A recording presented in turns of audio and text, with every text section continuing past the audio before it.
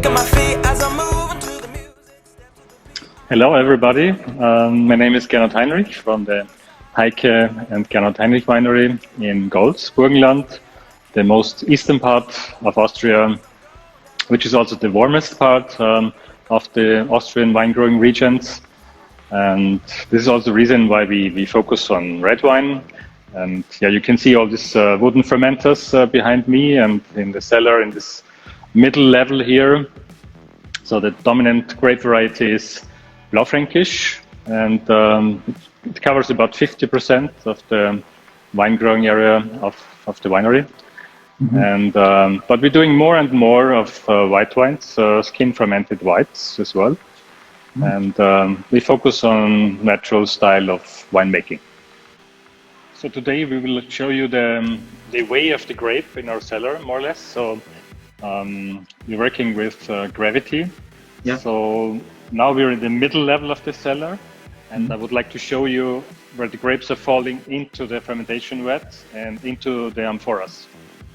So we're doing the sorting of the grapes, the selection of the grapes on sorting belts in the upper level, which we cannot see now, but we just see the hole where all the grapes are falling through into the tanks. And all the tanks in the cellar, up to 3,000 liters, are mobile, so we can move them around even when they're full, and take them over here, fill them, and take them back. So that's a very gentle and flexible mobile system of vinifying and fermenting. It's still quiet in the cellar now, but I think in a few weeks, and I'm thinking about first week of September, I think we will already start with new harvest. So Pinot Noir will be the first that we pick. And especially for Pinot, we do not destem the whole grapes. Sometimes we do whole bunch fermentation, and we fill the amphoras a third or half of it with whole bunch. And then we destem and destem the rest. But we still stay with whole berries, because our destemmer is working in a very gentle way. So just shaking off the berries from the stems, and it's not destroying the single berry. So this is also an important matter, because the fermentation starts in the berry, and that means a different aroma profile and also different tannin profile. So the tannin does never get bitter and harsh. Yeah, I would like to show you the path of the grapes now. So you fill the tanks here, the amphoras and the wooden vats, and we move them over there. And we're using different sizes of these vessels. So the amphoras are 1,000 liter, and the wooden fermentation vats, they are from 1,000 to 3,000, but most of them are 3,000 liters. But it doesn't matter if you fill 1,000 kilogram in there or 2,000 or 3,000. So you're also flexible in terms of fermenting different amount of grapes in these wooden tanks. And yeah, during fermentation, they are open. So the CO2, which happens during the fermentation, it can disappear. And a bigger advantage is that we can do fermentation in those, but also the aging. So we try to keep them full over the summer. So you can see these are, most of them are full now, up to the top. And it's in there, it's Naked Red 2020, but also Zweigelt, or the entry-level Blaufränkisch. We are aging in those wooden vats. Yeah, the same advantage you have with the amphoras. So you can do fermentation, skin fermentation, but also just juice fermentation. And we can also use them for aging. And I like it a lot because it's less oxidation. There is less influence of the oxygen. So it's a slow development, slow ripening process in the amphoras. And the wine keeps really fresh in there. And there is no so-called bad influence of oak. If the oak is not perfect, that can also be bad influence, dry tannins, whatever, to the wine. And especially for Blaufränkisch and the really elegant red wine style, I prefer the amphoras for the aging. And you can stay in there for 3 years without oxidation. It's really very slow ripening. And yeah, we can decide if we stay a few days or a few weeks on the skin here. So we are very flexible. And after fermentation is finished, or after we decide the skin contact time is over, then we rack the juice off with a sieve. So we're putting a sieve into it, and we just suck the liquid out of the amphora into the barrel or another amphora. And then we turn the rest, so the grapes which are still in there, without liquid, into the basket press. And we can turn this wooden construction here with the forklift, so which is also very gentle, so we can turn it, the whole thing, into the basket press. Now I would like to go down to the next level, to the lowest level of the cellar, which we use for aging, for the reds, but also for the whites. So I hope the connection will stay, and we do not lose you. Yeah. So we got a question. Yes, please. So how many liters does it hold in the amphora? 1,000 liters. 1,000. Yes. Okay. But there are also smaller ones. For the future, I think we'll order 750 liter and also some ceramic eggs, which are containing about 300 liters. So we need some smaller vessels too. Yeah, you can see the different colors here of the white wine. For example, Pinot Gris is interesting. So when you're fermenting Pinot Gris, it's really dark color you're extracting out of the skin. So even if it's a white wine grape, it's really colorful. It looks about the same inside as outside.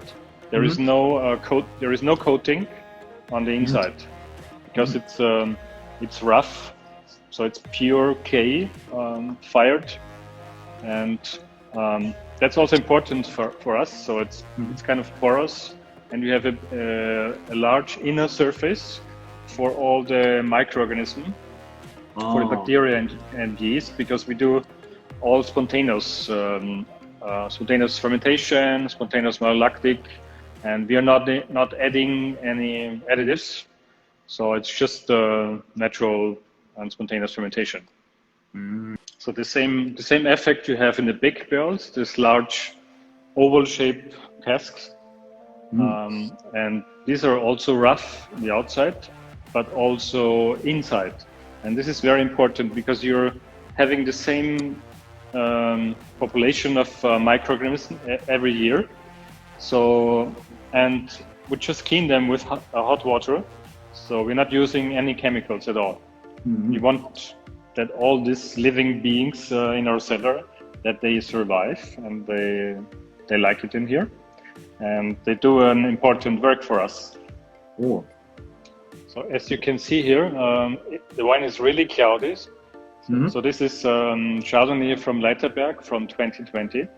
And it stays on the full leaves without sulfur for all the time. And it goes through a lactic, and it's not oxidizing at all. So it has this kind of green yellow color, very nice and fresh vintage. The alcohol content is moderate, so it's not too high, and I really like this vintage a lot. And I like also this saltiness in it, and it's completely dry, and yeah, very clean, fresh, and this kind of whetstone smell on the nose. What you also find in summer for Blaufränkisch, and yeah, we're going to taste the Blaufränkisch later on. And I think I would like to show you also the next cellar where we're aging our red wines, especially Blaufränkisch, the top Blaufränkisch, which are staying in tonneaus, in 500 liter casks, but also in amphoras. で、今のが白ワインのパートだったんですけれども、これから赤ワインの貯蔵庫に。Wow! Very cool. It's nice to walk through the cellar and have people watching it. So these are the tonneaus here. So we have about, in total, 800-900 of these 500 liter casks, and yeah, for some of the Blaufränkisch, we stay up to 3 years in amphoras or in the tonneaus. Later, Blaufränkisch. Blaufränkisch 16. 16. Very nice. Which I like a lot. It's a cooler vintage, and I like this character of the cooler vintage of Blaufränkisch, this kind of leafiness, spiciness, and I mean, the general character of Blaufränkisch is high acidity, quite fine-grained tannin. Sometimes it can be a little bit rough, but not with our style of vinification. So we don't do that much skin contact, and we are not pumping over too much or punching down too much. I think this is also very important for the Blaufränkisch. And I think Blaufränkisch needs at least 5-6 years in a bottle, aging in a bottle. And this is perfect now. Kind of meatiness still. I just opened it half an hour ago. So I would give it a bit more time to breathe. About 2 hours would be perfect. And also a bit lower temperature to keep the freshness in the wine. And as I said, I like this kind of floral notes in it, but also this whetstone and a bit of firestone in it. But the reduction was quite intense when the wine was young, but now I think it disappeared completely, and it's part of the complexity of the aroma. So it just needs a bit more time, and I think this is also a sign for a good aging potential. I think it's a perfect expression if you do skin fermentation with the whites.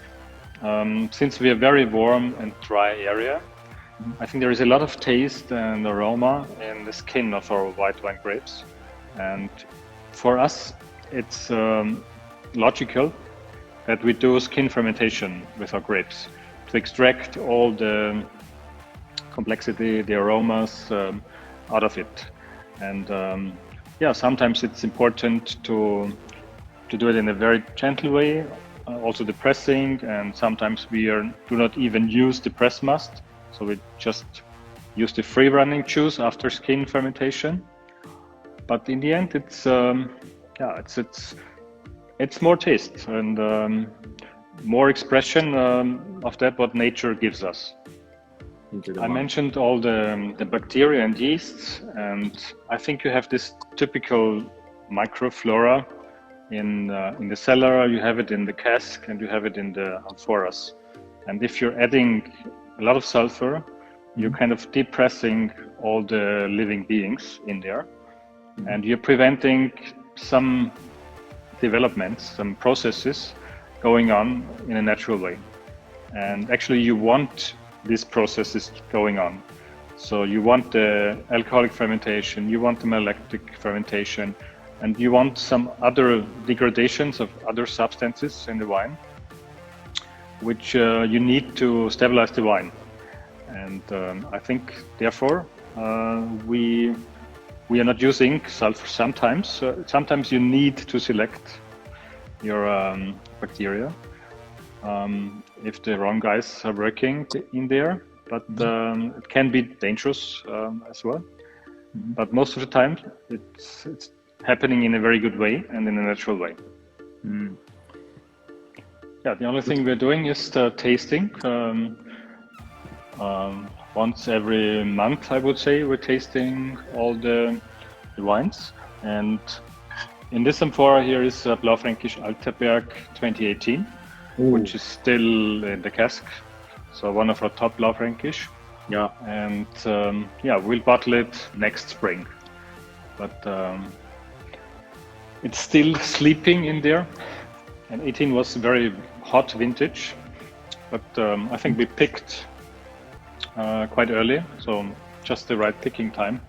And we could keep this freshness and acidity, and it doesn't taste like a 3 years old wine, so it's really fresh. So that's the advantage of the amphoras. And yeah, it's also very cold in here, so we keep it around 15 degrees, which is perfect temperature for aging. Thank you for hanging out with us today. Then. Yeah, you're welcome, and it was a pleasure for me to show you our cellar and the vinification and our explaining our philosophy of winemaking. Thank you. See you. See you soon. See you soon, hopefully. ご視聴いただきありがとうございます。チャンネル登録、コメントお待ちしております。またお会いしましょう。